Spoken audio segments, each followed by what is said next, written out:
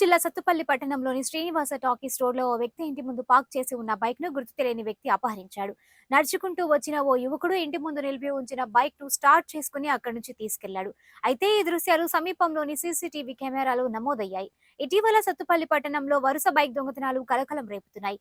ముఖ్యంగా బైక్ దొంగతనాలకు పాల్పడే వారిలో యువత ఎక్కువగా ఉంటున్నారు. బైక్ దొంగతనాలపై పోలీసులు దృష్టి సారించాలని పట్టణ ప్రజలు కోరుతున్నారు. ఇక్కడ ఆపన అది ఇప్పుడు కొంచెం మళ్ళీ పోనీ అన్న మళ్ళీ అది ఓకే. ముందు ఇది ఎక్కడిది రాడు మీ ఇంటి ముందు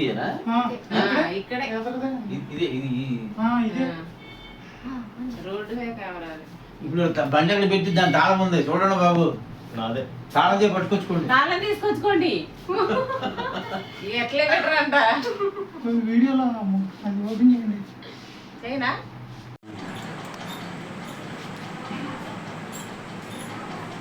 అది ఆటోని పెట్టి స్లో అయింది వాడు. అయితే బండి అంత తోట రాదు ఇది.